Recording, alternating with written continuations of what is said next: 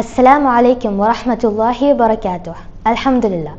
With the grace of the Almighty Allah, we have now completed our Ilampare Ramadan Kids series 2025. We sincerely appreciate all your continuous support and encouragement throughout to make this series successful. A special thanks to our Ilampare kids and teachers for their efforts. May Allah subhanahu wa ta'ala reward them with abundant goodness in this world and hereafter. Please like, comment, share and subscribe our YouTube channel Tamil Islamic Center. Inshallah, we'll be back with a new Ramadan Kids series 2026. Barakallah feekum.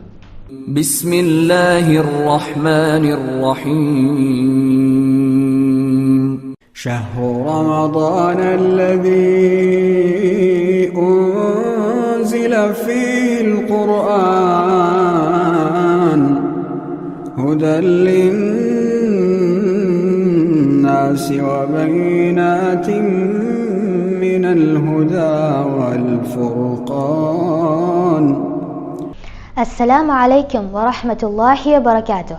Welcome to Darul Iman Tamil Islamic Center, Ilampare, Ramadan Kids Series 2025, Day 20.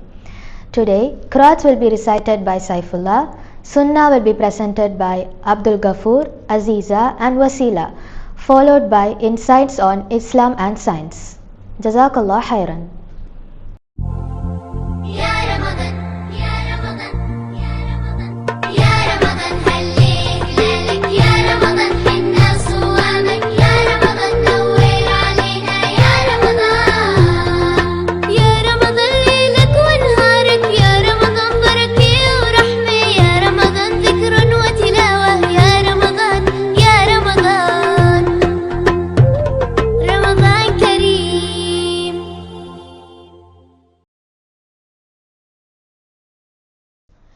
أعوذ بالله من الشيطان الرجيم بسم الله الرحمن الرحيم إنا أنزلناه في ليلة القدر وما أدراك ما ليلة القدر ليلة القدر خير من 1000 شهر تنزل الملائكة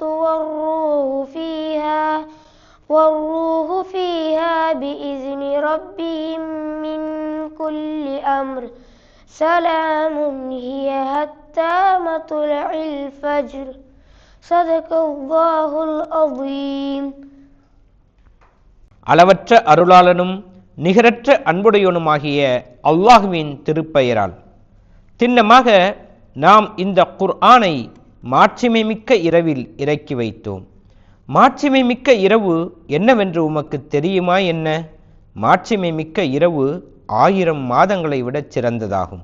அதில் வானவர்களும் ரூஹும் தம் இறைவனின் அனுமதியுடன் அனைத்து கட்டளைகளையும் ஏந்திய வண்ணம் இறங்குகின்றார்கள்.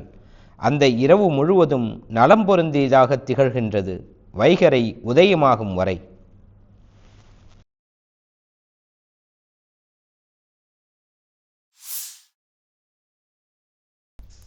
அசீசா, கஃபூர் அக்கா கூப்பிடுறாங்க. குரான் ஓத தானே கூப்பிடுறாங்க. நான் விளையாட போறப்பா. அசீசா இங்க வாங்க.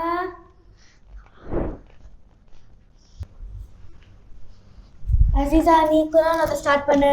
கஃபூர் நீ எங்க போற? நான் விளையாட போறேன்க்கா. நீ குரான் படிக்கல? நான் நாளைக்கு படிச்சுக்கிறேன். என்ன கஃபூர், நேத்து குரான் ஓத கூப்பிட்டப்ப ஹோம்ஒர்க் இருக்குன்னு சொன்ன, இன்னைக்கு என்னன்னா விளையாட போறேன்னு சொல்ற? டெய்லி ஓதணுமா? டைம் குடிக்கும் போது ஓதுனா பத்தாதா? என்ன கஃபூர், குரான் ஓதுறவங்களுக்கு குரான் மறுமை நாள சிபாரிசை நம்ம நபி ஸல்லல்லாஹு அலைஹி வஸல்லம் சொல்லியிருக்காங்க. அது மட்டும் இல்லை, குரானை தானும் கற்று மற்றவங்களுக்கும் கற்றுக் கொடுக்குறவங்க தான் உங்களை சிறந்தவங்கன்னு சொல்லியிருக்காங்க. இவ்வளோ சிறப்பு இருக்கா குரான் ஓதுறதுல? அது மட்டும் இல்லை, குரான் ஓதுறவங்க கண்ணியமிக்க வானவர்களோட சொர்க்கத்தில் இருப்பாங்கன்னு சொல்லியிருக்காங்க. இன்னும் நிறைய சிறப்புகள் இருக்கு. நீ என்னன்னா டைம் கிடைச்சா மட்டும் ஓதுனா பத்தாதான்னு கேட்குற. உனக்கு இந்த கிரேட்ஸ்லாம் வேணாமா? வேணும் வேணும். நான் இதுக்கப்புறம் எந்த எக்ஸ்கியூஸும் சொல்ல மாட்டேன். நான் இப்பயே போய் குரான் ஓத ஸ்டார்ட் பண்ணுறேன். மாஷாஅல்லாஹ், வெரி குட்.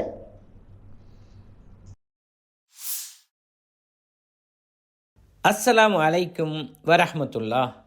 இஸ்லாமும் அறிவியலும் அப்படிங்கிற தலைப்பில் இன்றைக்கி நம்ம பார்க்க போகிறது பேச்சு எனும் அருள்.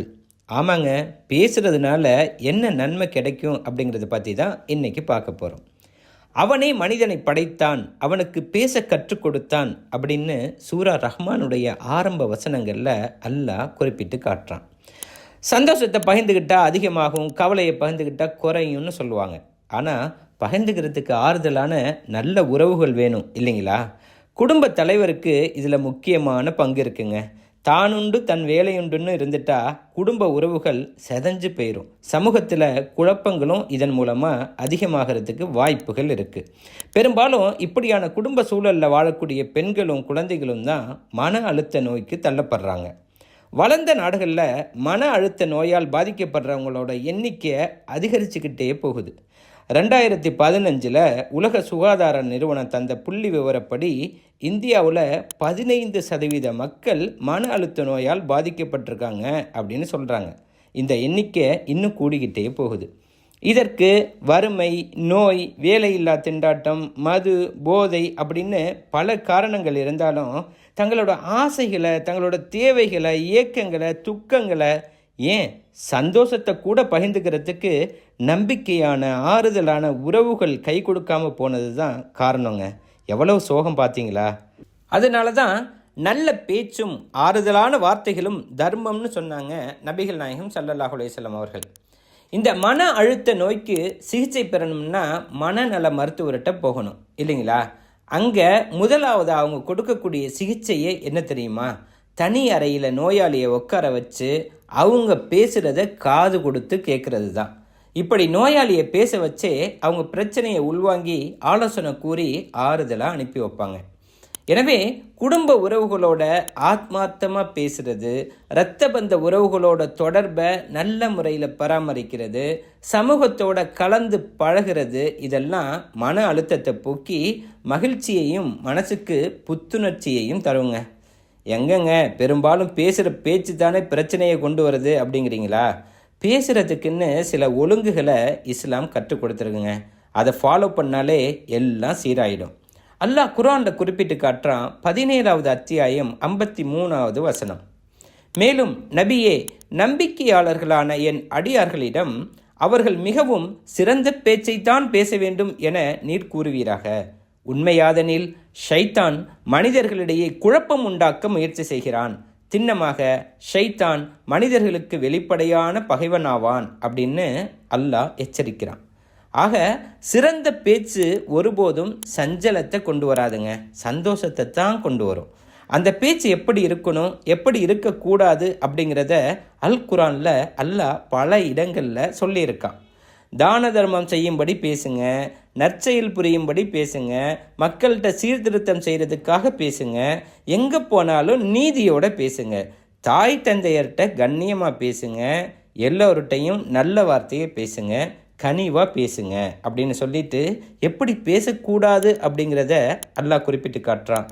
பொய் பேசாதீங்க, அடுத்தவங்கள மட்டம் தட்டி பரிகாசமாக பேசாதீங்க, பட்டப்பெயர் சூட்டி பேசாதீங்க, செஞ்ச உதவியை சொல்லி காட்டி பேசாதீங்க, அடுத்தவங்கள குத்தி காட்டி பேசாதீங்க, முகத்தை திருப்பிக்கிட்டு பேசாதீங்க. பெண்கள் அந்நிய ஆண்கள்கிட்ட மென்மையாக பேசாதீங்க, குறைஞ்சு பேசாதீங்க அப்படின்னு இஸ்லாம் வரையறுத்து சொல்லியிருக்குங்க. ஏன்னா உங்கள் ஒவ்வொரு வார்த்தையும் மறுமை நாளின் விசாரணைக்கு உட்படுத்தப்படும்னு அல்லாஹ் எச்சரிக்கிறான். எனவே நீங்கள் ரகசியமாக பேசினாலும், வெளிப்படையாக பேசினாலும், பகலில் பேசினாலும், இரவில் பேசினாலும், மெதுவாக பேசினாலும், உரத்து பேசினாலும் எனக்கு எல்லாமே சமம்தான். அது மட்டுமல்ல, உங்களின் உள்ளங்களில் உள்ளதையும் நான் நன்கு அறிவேன்னு அல்லாஹ் தெளிவாக சொல்லியிருக்கிறான். எனவே நல்ல பேச்சு நன்மையை தாங்க கொண்டு வரும். பேச்சு ஒரு அருள் அப்படிங்கிறத மறந்துடாதீங்க. பேசக்கூடியவங்க நமக்கு நலம் நாடக்கூடியவங்களாகவும் இருக்கணும். அதில் முதலாவது இடம் நம்மோட பெற்றோர்களுக்கு தான். நம்ம குறைகளை பெருசுபடுத்தாமல், எந்த எதிர்பார்ப்பும் இல்லாமல் ஆறுதலான வார்த்தைகள் சொல்லி நம்பிக்கையை தர்றது பெற்றவங்களோட பேச்சு தாங்க. அதுக்கு அடுத்த இடம் சந்தேகமே இல்லாமல் ஒரு ஆணுக்கு தன்னோட மனைவி கிட்ட கிடைக்கிற ஆறுதலான வார்த்தைகள் தான். பெரும்பாலான ஆண்கள் தங்களுக்கு தேவையான ஆலோசனையை மனைவி கிட்ட கேட்கறதே இல்லை. அவங்க பேச வந்தாலும் காது கொடுத்து கேட்குறதே இல்லை. அப்படின்னா நாம் அல்லாஹ்வோட ஒரு அருளை புறக்கணிக்கிறோம் அப்படிங்கிறத மறந்துடாதீங்க. ரொம்ப கவனமாக இருக்கணும். ரசூல்லாவுக்கு முதலாவதாக வஹி வந்தப்போ நடுநடுங்கி வியத்து கொட்டி குளிர் பிடிச்சி வீட்டுக்கு வந்தப்போ புலம்பி தள்ளி பதட்டத்தை கூட்டாமல் நம்பிக்கை தரக்கூடிய நல்ல வார்த்தைகளை சொல்லி ஆறுதலாக அரவணைச்சது கதீஜா ரலியல்லாஹு தஆலா தானே. நூற்றுக்கணக்கான தோழர்களோட உம்ராவுக்கு போய் எதிரிகளால் தடுத்து நிறுத்தப்பட்டு தோழர்களுக்கு பதில் சொல்ல முடியாமல் ஹுதைபியாவில் கலங்கி நின்னப்ப ரசூல்லாவுக்கு ஆலோசனை சொல்லி ப்ராப்ளத்தை சால்வ் பண்ணது உம்மு சலாமா ரலியல்லாஹு தஆலா தானே. இனிப்பான உண்மை என்னென்னா, வாழ்க்கையின் கடினமான நேரத்தில் தடுமாற்றம் இல்லாமல் முடிவெடுத்து ஆலோசனை வழங்கக்கூடிய ஆற்றலை அல்லாஹ் பெண்கள்கிட்ட வச்சிருக்கிறான். பெண்களை நிர்வகிக்கக்கூடிய உரிமை பெற்றுள்ள ஆண்கள் இதை சரியாக பயன்படுத்திக்கிட்டா இல்லறம் நல்லறமாக இனிக்கும். இறுதியாக ஒரு செய்திங்க, இதெல்லாம் சீராக நடக்கணும்னா படைச்ச இறைவனோட நாம் தொடர்பில் இருக்கணும். 24/7 அவைலபிளாக இருக்கிற அல்லாஹ்வால் மட்டும்தான் இது முடியும். அல்லாஹ்வோட உரையாடலை நாம் அதிகப்படுத்தணும். தொழுகையின் மூலமாக, பிரார்த்தனையின் மூலமாக, இறைவசனங்களை ஓதுறதன் மூலமாக, அவனை துதி செய்கிறது மூலமாக இறைவன்கிட்ட நாம் நேரடியாக பேசலாம். அல்லாஹ் இதன் மூலமாக நமக்கு எல்லா நன்மைகளையும் வசப்படுத்தி தந்துடுவான். அல்லாஹ்வை நினைவு கூறுவதால் மட்டுமே உள்ளங்கள் அமைதி அடைகின்றன. எல்லா புகழும் இறைவனுக்கே. அஸ்ஸலாமு அலைக்கும் வரஹ்மத்துல்லாஹ்.